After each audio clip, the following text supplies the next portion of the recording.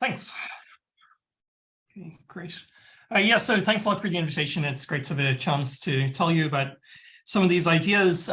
This being the first talk of the session, I'm going to try and give a sort of overview description of the links between complex geometry in the kind of stability sense and the differential geometric sense, and that will arise through this theory of moment maps and stability. So it'll mostly be a sort of introductory survey style talk rather than a particularly technical one. So in particular, feel free to ask me any questions throughout. I'll be very happy to answer them. To just ground ourselves, I'll explain just the basic object. So I'm going to consider a pair XL where X will always be a smooth projective variety over the complex numbers. So I could equally consider it as a complex manifold if I want to, and L will be an ample line bundle. So through the Kähler embedding theorem, this is equivalent to asking for there to be a Kähler metric in the first term class of L. So there exists a Kähler metric or Kähler form omega in C1 of L. So what does this mean? This means that omega is a closed 1-1 form. So it being closed means that it defines a cohomology class. So I ask that omega is in C1 of L. And I need a positivity condition as well. That's the other part of the Kähler condition. So that positivity condition is that if I use the almost complex structure J on the second factor, this thing becomes a Riemannian metric. So this is Riemannian. So it being a Riemannian metric allows us to talk about various curvature quantities associated to the metric. Really, the motivating conjecture for everything I'll say today, and in some sense, I guess the motivating conjecture for this whole session of 6 talks, is the following conjecture, which is due to Yau, Tian, and Donaldson. So it links the two halves of the field, the complex differential side and the complex algebraic side.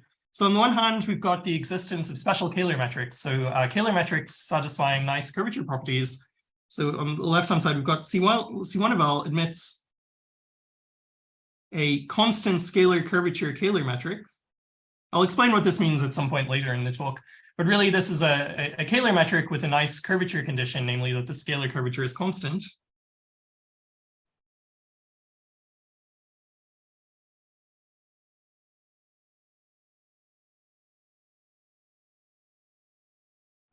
Okay, if and only if an algebro-geometric stability condition holds. So if and only if XL is K polystable. Actually, K stability will play no specific role in this talk beyond motivational. So really all I want to emphasize on this side, this is an algebro-geometric stability condition. So this does not see any metric information in principle. This is an algebro-geometric stability condition.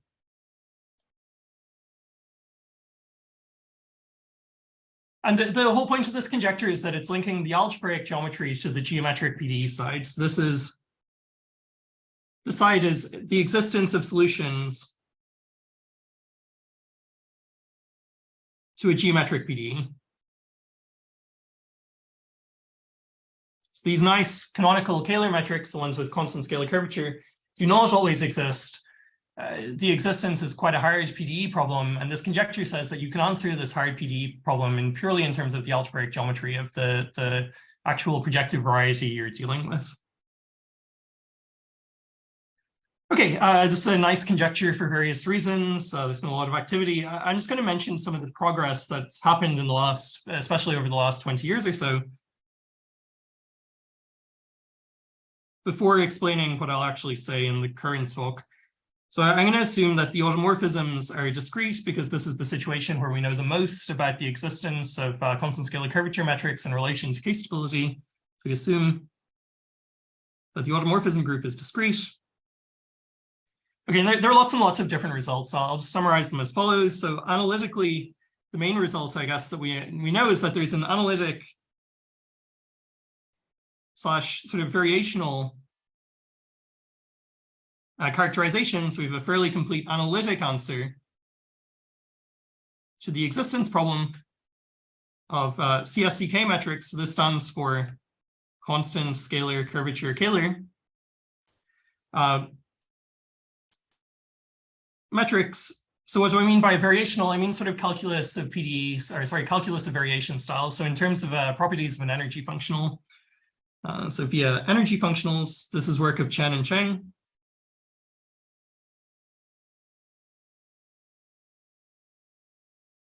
So we have a very good PDE understanding. Okay, in terms of linking with stabilities, we know that the existence of a CSCK metric actually implies something that's even stronger than K-stability. So it actually implies something that's called uniform K-stability. So we have results along the lines of existence of solutions of geometric PDE implies algebro-geometric stability condition. And we have results in the other direction as well if we assume something even stronger. So we know that if we're uniformly K-stable, but actually in an even stronger sense, so this is with respect to models, that's the terminology that people use, that actually implies existence of CSCK metrics. So the issue is somehow that we don't know that these two conditions are the same condition. So we have results along the lines, existence of solutions implies algebro-geometric stability condition. For another algebro-geometric stability condition, we've got results along the lines of stability implies existence, where we're trying to fill the gap. And the other thing, I mean, these results are really just to provide some kind of context for my talk. The other thing I want to advertise is that we have a complete understanding in the Fano situation when we look for Kähler-Einstein metrics. So there's a complete solution in the Fano setting. So what does that mean? That means that L is equal to the anti-canonical class. This is the top exterior power of the holomorphic tangent bundle. And that means in particular that the metrics are Kähler-Einstein metrics. So you look for Kähler-Einstein metrics on Fano manifolds. So these are Kähler-Einstein.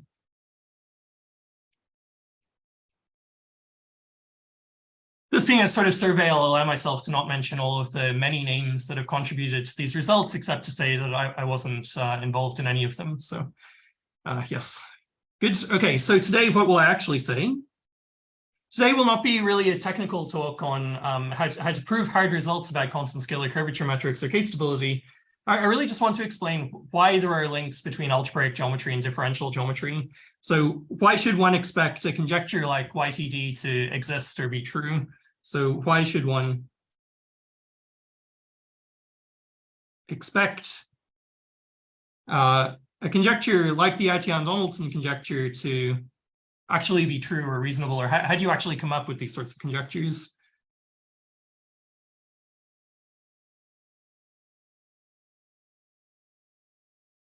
And so this is, a basic question, right? Why is the field what it is? And really what I want to convince you is that this is not such a mysterious question. And actually with the right set of tools, anyone could have really come up with this sort of conjecture, linking some specific geometric PDE to some specific algebro-geometric stability conditions. So this is actually not as mysterious as you would think at first.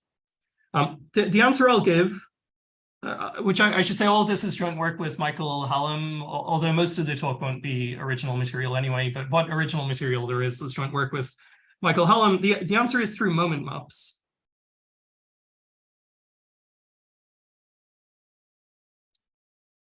And historically, especially through a finite dimensional analog of the Yau-Tian-Donaldson conjecture. So when I say finite dimensional, I mean that geometric PDEs just become geometric equations on some finite dimensional manifolds rather than some infinite dimensional partial differential equation. So, so a finite dimensional analog of the Yau-Tian-Donaldson conjecture. Okay, good. So what is this finite dimensional analog? What are we doing? How do you understand links between differential geometry and algebraic geometry? Somehow almost all of the links between the two fields arise through this theory of moment maps and geometric invariant theory. So moment maps in GIT. So I'll start with the moment map side, and then I'll turn to the GIT side. So the setup will be slightly different, but still very much the same. So I'll take Y now. I'll change notation because I'm sort of interested in the geometry of points in Y, whereas in X I was interested in sort of global geometric questions. So Y will be a smooth projective, always over the complex numbers. H will be actually now I'll assume to be a very ample line bundle. So what does this mean really? It means that Y is embedded in some side or inside some projective space. And the O of one line bundle on projective space restricted to Y is actually the line bundle H. So that's very ample. Ample just means that some tensor power, some high tensor power is very ample. I'm now going to include a group action as well. That's the new piece of information that I'll have. So I'll have K acting on Y, a compact Lie group, acting holomorphically. And I'll take omega in C1 of H. So this is a Kähler class again, so I can take a Kähler metric, and I'll actually assume that I have a K invariant Kähler metric.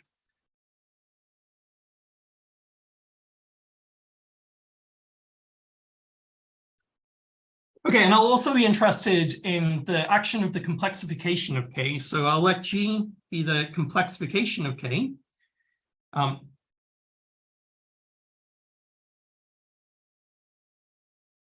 What does this mean? Well, you might know what it means to complexify a vector space. Similarly, I can complexify a Lie algebra. And it turns out there's a unique way or a canonical way of getting a sort of minimal complex Lie group G, whose Lie algebra is the complexification of the Lie algebra of K.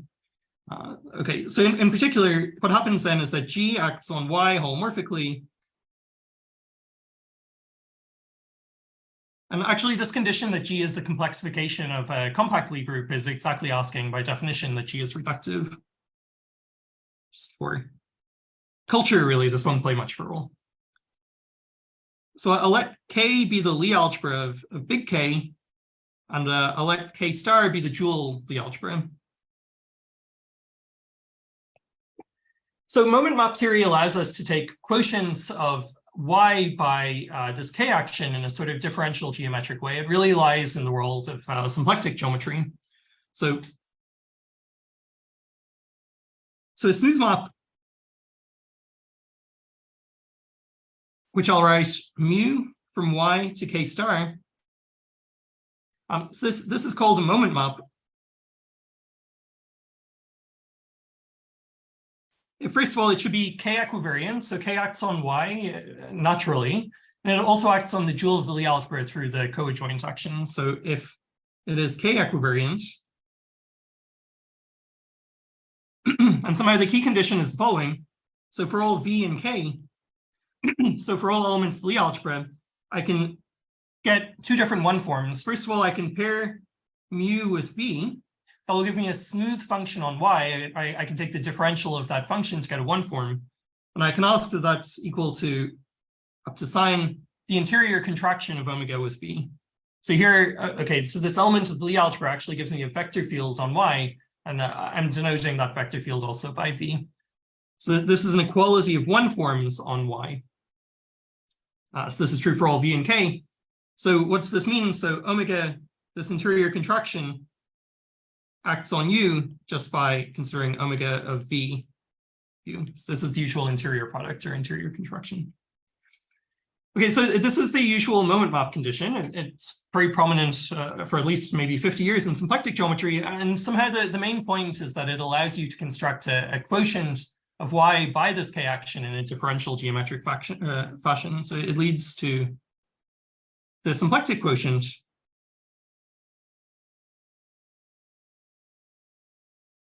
or a symplectic reduction. So I'll write this as Y mod K and put red here for reduction, which is defined to be mu inverse of 0 mod K. So because omega is K invariant and the moment map is K invariant, this preimage of 0, mu inverse of 0, is actually K invariant. I can take the quotient by K. And this, it's not so easy to show this actually, but this turns out to be itself a projective variety with a Kähler metric. So this turns out to be, by theorem, projective variety, because y is actually projective variety, and it actually admits a natural Kähler metric as well. So when I take this quotient using differential geometry, my quotient gets this nice differential geometric structure, namely a Kähler metric on the quotient as well. Okay, but somehow this quotient, I mean, it's a non-trivial thing because we're not capturing all of the orbits of G inside Y. I mean, this is not just Y mod G in some kind of orbit sense. So not all orbits. This is really the fundamental point of this quotienting procedure. This Y, it's a projective variety. So in particular, it's Hausdorff, for example. And to ensure that that actually happens, some of the orbits actually have to be discarded. So not all orbits of G and Y are actually represented here. And you can see very easily which ones are. They're precisely the ones that intersect mu inverse of 0, because that's how I've taken the quotient. So represented. So an orbit G dot Y is actually represented in the quotient if and only if this orbit intersects the preimage of 0 in the moment map. So mu inverse of 0 intersect G dot Y is non-empty. Okay, so the point is that you're supposed to think of this condition here is this is asking for the existence of a solution of some kind of geometric equation where the equation is asking that mu of the point is equal to 0.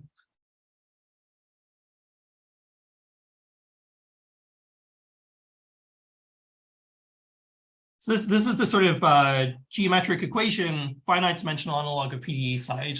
You're asking for when does an orbit contain a solution of some geometric equation? So the question is, how do we detect existence of solutions of some kind of equation? Namely, when do we know that there's a 0 of the moment map?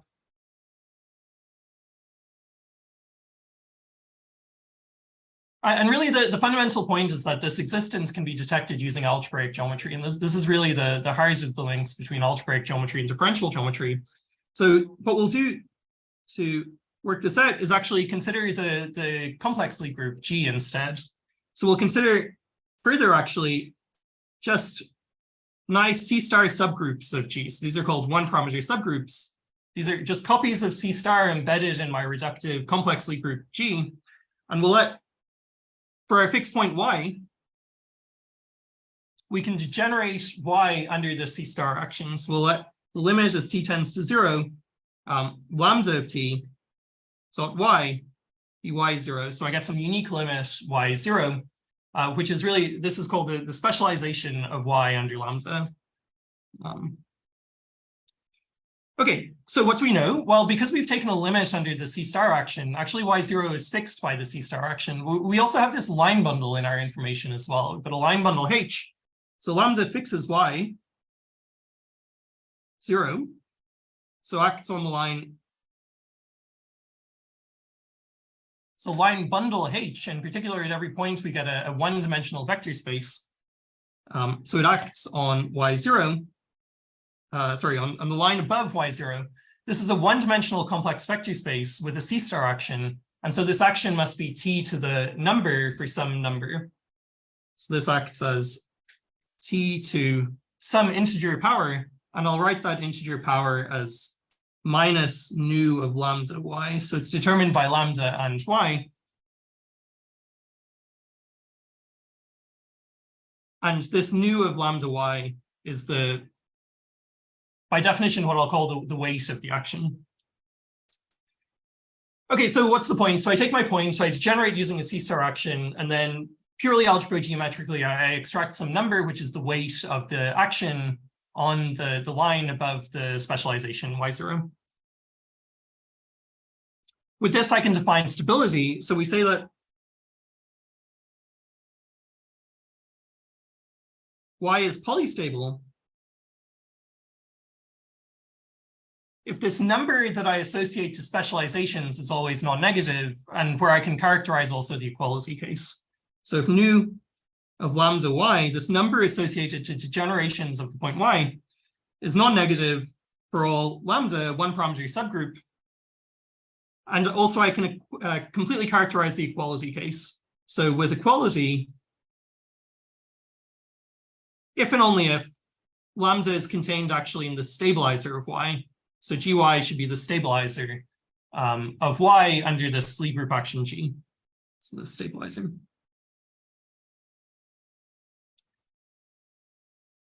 Okay, so what I've tried to start off with is a moment map problem. I want to understand some kind of quotient. I want to understand the existence of solutions of some kind of geometric equation. And what I've defined now is some algebro-geometric condition. All of this stability, polystability, hasn't used the Kähler metric at all. It's only used the fact that I have a reductive group action on some projective variety. This condition, although it seems a little bit maybe intricate or maybe mysterious at first glance, but this condition arises very naturally in algebraic geometry. This arises from what's known as geometric invariant theory.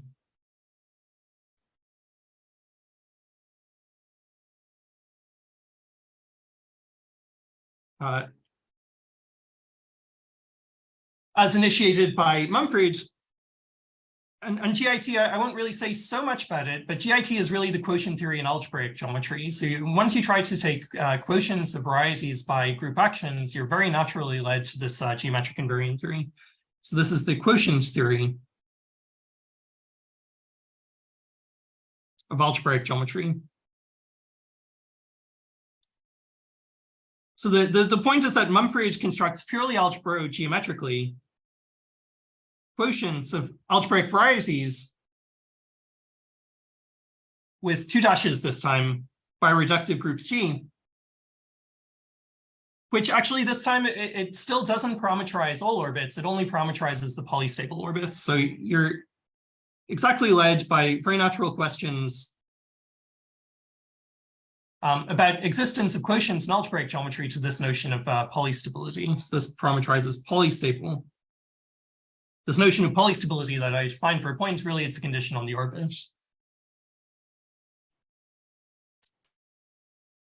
Okay, so let me then mention the fundamental theorem that really is the motivation for this whole story. It links the natural problem in symplectic geometry, the existence of zeros of moment maps, to this polystability in algebraic geometry. So this is the theorem due to Kempf, Ness, and Kirwan, I guess from the very early 1980s. So the first one says that an orbit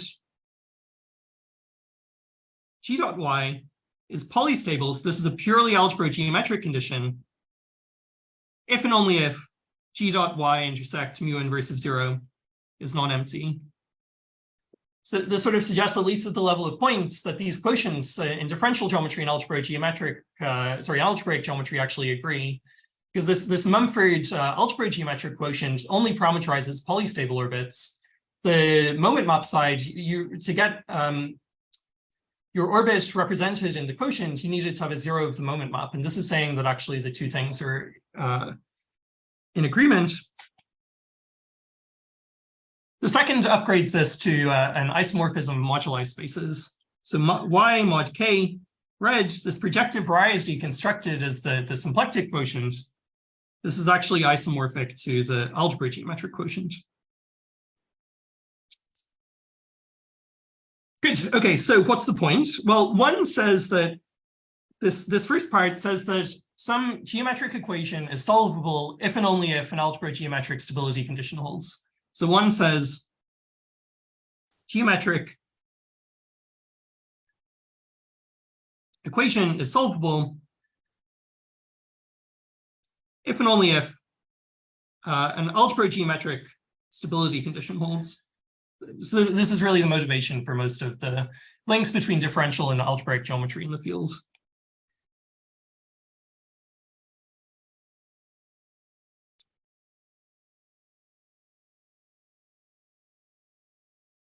The second is a sort of upgrade of that to constructions of quotients as well. So the second part says that the quotient theory, the sort of analytic quotient theory in differential geometry, and the algebro-geometric quotient theory actually agree.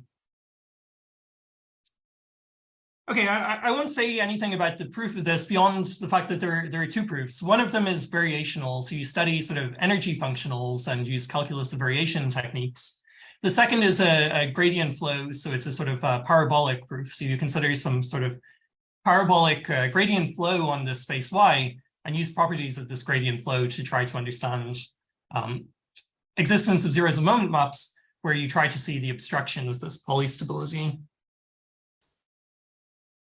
Okay, so the point is that, especially from this first part here, what we should try to say is that the interesting geometric PDEs in complex geometry that should be related to algebraic geometry are somehow related to moment maps.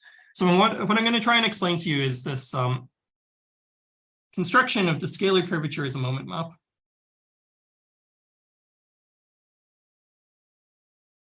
So once you know the Kempf-Ness theorem, and once you know that the scalar curvature somehow appears as a moment map, you should be exactly in a condition to predict the definition of K-stability and to predict some version of the Yau-Tian-Donaldson conjecture as well. So really, this is the foundational idea that gives you some motivation for the Yau-Tian-Donaldson conjecture.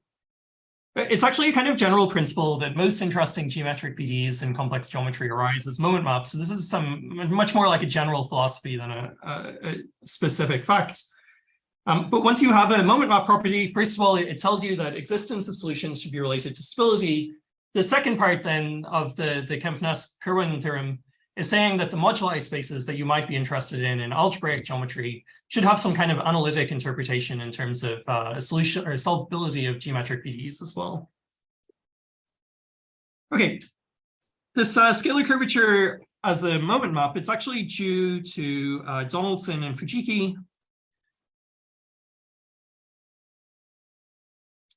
from quite a while ago, from the mid-90s.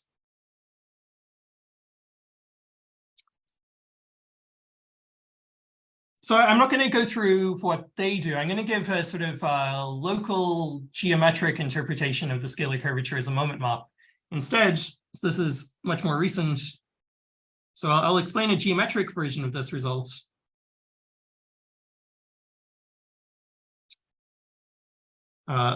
With Michael Hallam from maybe a month ago, so it's much more recent. So the first thing I want to do is just explain in a little bit more detail what this scalar curvature is. So a Kähler metric, I'll return to my global setting now. So X is a smooth projective variety. So a Kähler metric omega on X. So this induces a Hermitian metric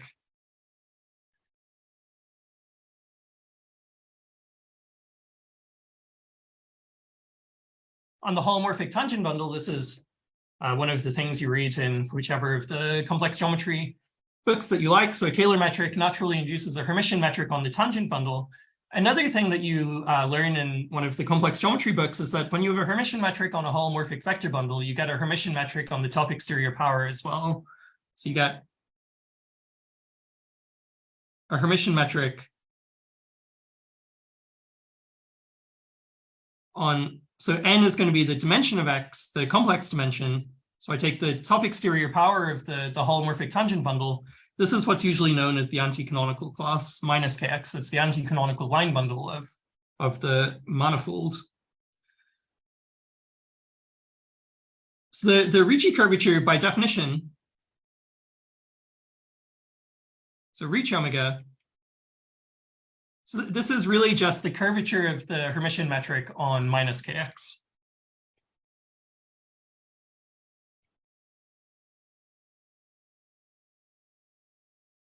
This is, it turns out to be equivalent to the property that you get if you take the more Riemannian perspective, where you say a Kähler metric is in particular a Riemannian metric. I can take the usual Ricci curvature of, I guess, Ricci himself, and then you just use the almost complex structure to get back a form, and it agrees with this construction. It's one of the miracles of Kähler geometry. So in particular, the Ricci curvature is actually in the first Chern class of minus kx, and this agrees with the first Chern class of x as well, the first Chern class of the tangent bundle. And this fact is a consequence of the fact that it's the curvature of a Hermitian metric on this line bundle. The scalar curvature, S of omega, by definition, this is the contraction with respect to omega of Ricci omega. So this is a smooth real valued function. It's a scalar, it's a function on X. So this contraction, more explicitly, you take the Ricci curvature, wedge with omega to the n minus 1, divide by omega to the n, where you use that omega to the n for a symplectic or a Kähler metric. This is a volume form, so you can divide these two n forms because the denominator is a volume form. So this is the scalar curvature, and what I want to explain to you is that actually you can see in a nice, quite transparent geometric situation, the scalar curvature appearing as a moment map. So the setting will be a family of varieties. You can sort of guess that a lot of this field is about families of varieties. You're interested in moduli spaces and so on, and so you're often interested in how varieties vary in families. So the setting is a family of smooth projective varieties. So I'll write this curly X, curly L over B.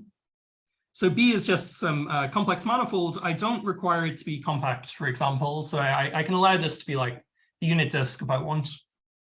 So this is a complex manifold, not necessarily compact. All the fibers of this morphism pi should be smooth compact. So this should be a holomorphic submersion.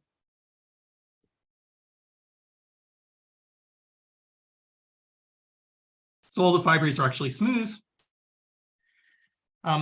So curly L will be a line bundle. And so really what I want is that this is actually ample. So what I'll do, rather than try to define some kind of ampleness over a maybe non-compact base, so curly X is not compact if B is not compact. What I'll just say is that this has a Kähler metric.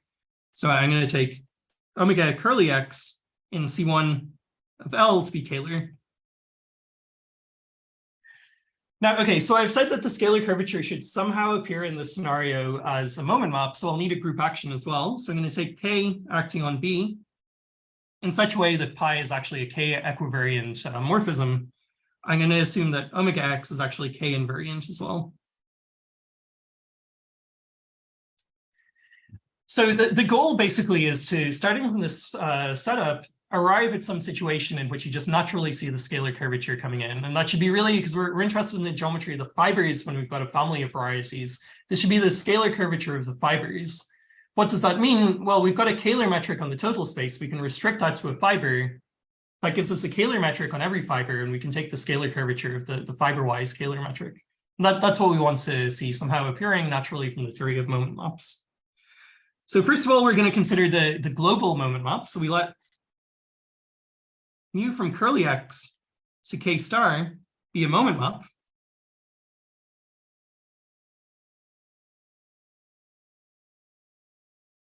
Or the K action on the total space, curly X, this is some Kähler manifold, so we can define moment maps. So we want to see the scalar curvature appearing.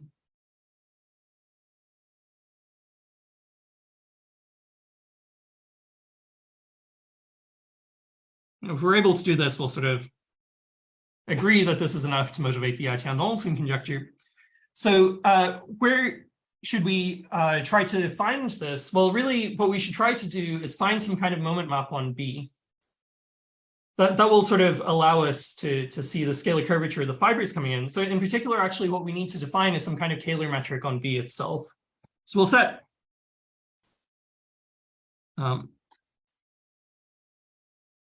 so through moment maps on B,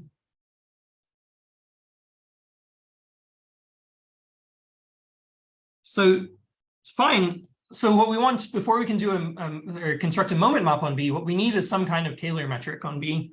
So what we'll define is capital omega on B in the following way. So it's the integral, the fiber integral of X over B. So the fiber dimension is n. And I'm going to take rho wedge omega curly X to the n. So I'm going to tell you what rho is in a moment. And then I'm going to add on another term that's sort of like a normalization constant. So I'm not going to pay too much attention to it. It's much less important to the story. So sorry, n over n plus 1. Some constants. This is some topological constants that, again, I'm not going to get into too much. but it's basically the average scalar curvature on the fibers.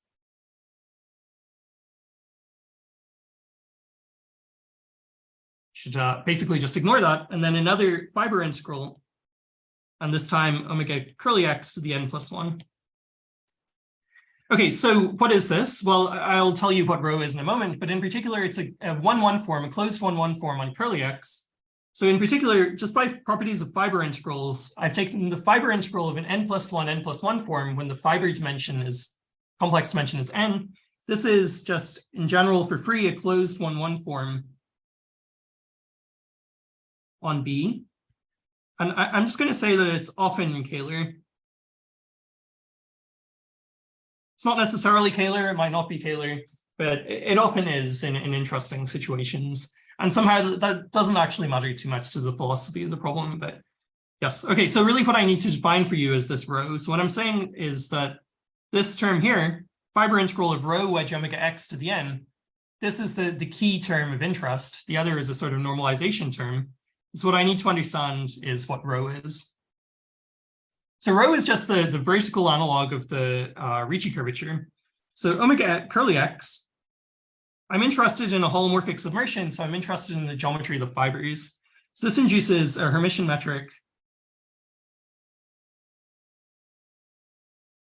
on the fibers. So on the kernel of d pi, so this is the vertical holomorphic tangent bundle. When I've got a smooth fibration or a holomorphic submersion, I've got the vertical tangent bundle, which is just the kernel of the differential.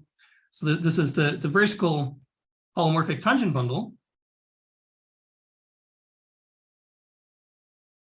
And I do exactly the same thing. So when I've got a Hermitian metric on a vector bundle, I get a Hermitian metric on its top exterior power as well. Hence, on the top exterior power, this is a rank n vector bundle. It's the fibers of complex dimension n. And in algebraic geometry, this is usually called the relative anti-canonical class, and it's usually written minus kx over b. So the curvature of this is what I'll call rho.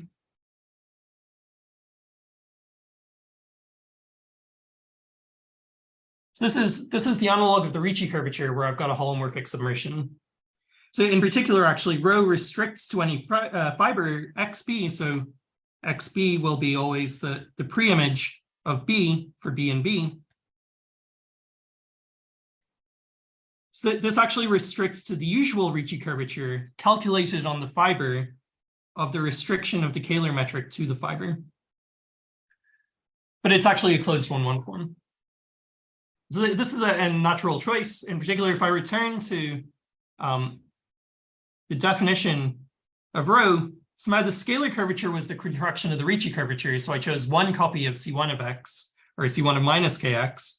And here in omega, I choose one copy, but instead using the relative anti-canonical class, using the vertical tangent bundle instead of the global tangent bundle. Okay, so now we get into some calculations. Firstly, I claim that the interior contraction of rho with this vector field V is actually the vertical Laplacian of the moment map for omega x itself. So mu from x to k star is a moment map. So if I'm given an element b and k, what I can do is pair it with the moment map to get a smooth function. That's a smooth function on curly x. And then I can take a vertical Laplacian. So what does that mean? So the vertical Laplacian of a function phi is equal to, I restrict phi to a fiber xb and take the Laplacian with respect to the restricted Kähler metric. In the usual sense, these fiberwise Laplacians glue together to some kind of smooth operator in the total space. So this vertical Laplacian is just you compute the Laplacian fiberwise instead of globally. So this is a calculation that is something that's contained in this paper with me and Michael. It's not terribly hard if you sort of cheat a little bit. It becomes a little bit involved if you don't cheat. Okay, so from here we just use properties of fiber integrals and interior contraction. So it follows that first of all, the interior contraction of rho wedge omega curly x to the n, this is the key term and the total space curly x that I said was really the important one. From properties of the interior contraction that you can find on the Wikipedia page, for example, it's minus n times d of mu v. So, okay, what I'm using here is that the interior contraction with omega x is just mu v by definition of a moment map. And then I get a second term, sorry, and then this picks up a rho wedge omega x to the n minus 1. So the interior contraction should be a sort of 2n minus 1 form.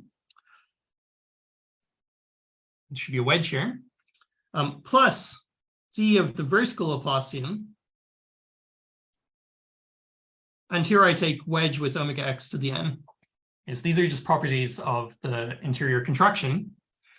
Now I can take the fiber integral. So the interior contraction of this fiber integral, so rho wedge omega curly x to the n, because this is an equivariant fiber, sorry, the map pi from curly x to b is actually k equivariant, I can pull the interior contraction inside the fiber integral. So this is equal to the fiber integral of the interior contraction of rho wedge omega x to the n. But this in turn, so I just calculated this is the fiber integral of the sum of two things. So the first is this minus n d mu v. So this first term, wedge rho wedge omega curly x to the n minus 1, plus fiber integral of d of vertical Laplacian term. It's getting kind of complicated. So apologies, I have to move to a new page. So it's going to get even more confusing possibly. But now I'm just going to pull the d outside the fiber integral. So that's another thing that I can do with fiber integrals, that I get minus n d fiber integral of pairing of mu with v, rho wedge omega x to the n minus 1, plus d, and then fiber integral, this vertical Laplacian, omega curly x to the n. Now, the point is that both of these are actually fiber integrals of n forms. And so this really just means I literally integrate along the fibers. Because this is a vertical Laplacian, this fiber integral of Laplacian of something, this actually vanishes. So you might know when you integrate on a compact manifold's Laplacian of function, then it actually vanishes. Well, what I told you before is that on the fibers, this is just genuinely the Ricci curvature. So this becomes d times fiber integral of the scalar curvature of omega x restricted to xb, because this term exactly becomes the restriction of the, this rho becomes you restrict it to a fiber to get the Ricci curvature, you contract that to get the scalar curvature, and then omega x to the n. So what do we see? We actually exactly see that the scalar curvature is a moment map just through the geometry of holomorphic submersions and thinking about properties of fiber integrals. So this is really sort of the simplest situation in which you see the scalar curvature as a moment map. And you see that in particular, if the scalar curvature is constant up to adding this sort of second normalization term, what I would see is that actually these are zeros of the moment map on B. The difference somehow with the Donaldson-Fujiki story is that they allow B to be very big, some infinite dimensional space.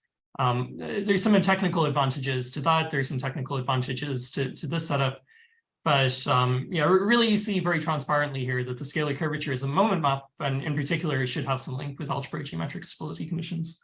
So I'll finish here. Thanks a lot for listening. I'll be happy to take any questions. Let's thank Reid for the wonderful talk. Thank you.